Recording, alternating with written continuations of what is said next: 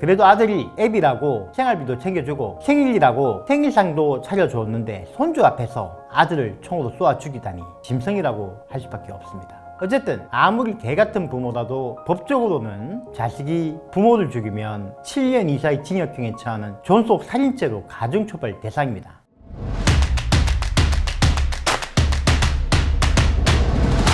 2025년 7월 20일 인천 송도의 한 펜트하우스에서 가족 간의 대참사가 일어났죠. 60대인 아버지가 자기 생일상을 차려준 30대 아들을 손주와 며느리가 보는 앞에서 사제로 만든 총으로 쏘아 죽인 사건입니다. 도대체 무슨 일이 있었고 아버지가 아들을 죽인 경우에는 과연 법적으로 어떻게 되는 것일까요? 아버지는 변명일지 모르겠지만 작년부터 이혼한 아내가 운영하는 약손명가에서 월급 방식으로 지급하던 생활비가 끊어지면서 화가 나 아들을 살해했다고 하지만 유가족들은 약손명가는 어머니가 아버지와 20년 전 이혼한 후 샵인샵에서 고생고생 시작해 악착같이 지금의 기업으로 만들어냈다고 하네요. 어머니가 여러 인터뷰에서 자신이 사는 이유에 대해서 다 아들을 위한 것이라면서 여러 차례 아들에 대한 사랑을 드러냈습니다. 아들은 유학을 갔다 온 이후 어머니와 아버지가 이혼하고 아버지가 골방에서 어렵게 사는 것이 안쓰러워 어머니를 설득하여 아버지 살 집을 마련해 주자고 하면서 70평에 달하는 상문동 아파트 어머니 명의라고 합니다. 에 살게 해주고 보수도 지급하게 해서 생활비를 쓰게 해주었다 하네요. 이후 어머니가 회사에서 주는 보수를 끊었다는 것 같은데 그래도 아들은 개인적으로 아버지한테 생활비를 보조해 줬다고 합니다. 이혼한 부인이 남편을 부양할 의무야 없는 것이고 그것이 아들의 잘못은 아니지 않습니까? 그래도 아들이 애비라고 생활비도 챙겨주고 생일이라고 생일상도 차려주었는데 손주 앞에서 아들을 총으로 쏘아 죽이다니 짐승이라고 할 수밖에 없습니다. 알고 보니 가해자는 이혼 전인 1999년에 성폭력특별법 위반죄로 구속되었다가 2년 6개월 징역 4년의 집행유예를 받은 전과도 있었다고 합니다. 그냥 개망난이죠. 이런 망나니를 아버지라고 애틋하게 생일까지 챙겨주다가 총 맞아 죽은 아들이 너무 안 됐습니다. 어쨌든 아무리 개같은 부모라도 법적으로는 자식이 부모를 죽이면 개를 죽인 게 아니라 부모를 죽인 게 돼서 형법 260조 2항의 사기, 무기 7년 이상의 징역형에 처하는 존속살인죄로 가중처벌 대상입니다. 아무리 자기를 학대하고 가족들을 학대하던 부모라도 존속살인은 존속살인입니다. 반면 부모가 자식을 죽이면 일반 살인죄입니다.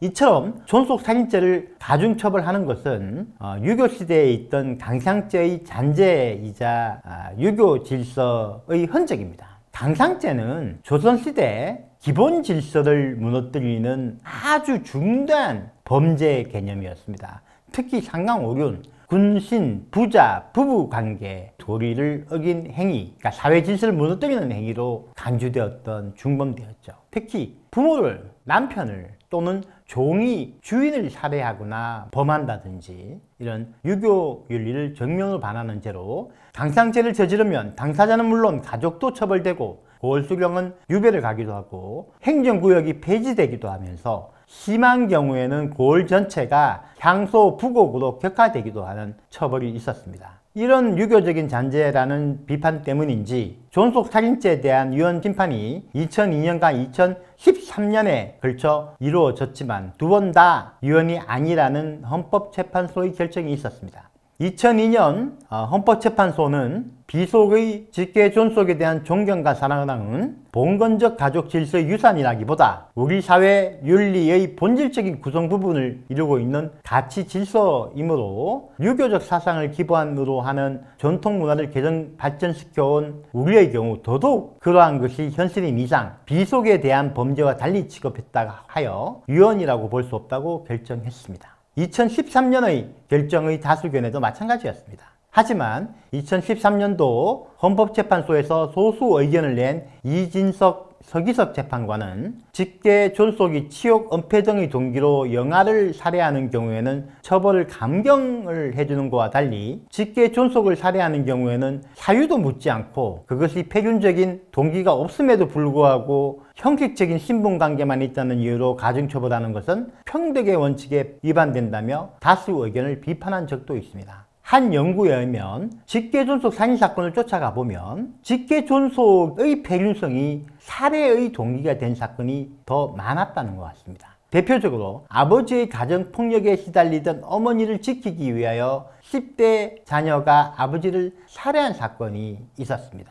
이 경우 폐륜성을 따지자면 아들한테 있겠습니까? 아버지한테 있겠습니까? 폐륜성을 이유로 10대 아들을 존속살인죄로 강력하게 처벌하는 것은 사기에 맞지 않은 거죠. 그래서 이 연구는 대안으로 존속살인죄를 폐지하되 폐륜살인죄를 신설하자는 의견을 내놨습니다. 그러니까 가족 간에 살인을 하는 경우에는 폐륜성이 있으면 가중처벌하자는 얘기입니다. 다음으로 국회에서는 또 다른 대안이 나왔는데요. 자식이 부모를 살해하는 경우와 마찬가지로 부모가 살해하는 경우에도 비속살해죄를 신설하자는 법률 개정안이 제시되기로 했습니다. 폐륜은 잘못된 것이고 폐륜 범죄를 더 엄하게 처벌해야 된다는 점에 대해서는 많은 사람이 공감할 겁니다. 부모 자식만큼 서로 믿고 의지해야 될 관계가 세상 어디에 있겠습니까? 그런데 부모 자식 간에 이루어지는 살인만큼 그 기대를 저버리는 일이 또 어디에 있겠습니까? 당연히 일어나서는 안 될 것이고 일어나면 가중처벌해야 되겠죠. 하지만 현대는 부모가 훈육 목적으로 뇌만 들어도 부모를 경찰에 고소하는 시대 아닙니까? 이런 현대의 바뀐 윤리적 관점상 존속살해 등을 가중처벌하는 것이 현 시대의 가치관과 부합하는지 한 번 더 고민해 볼 필요가 있겠습니다.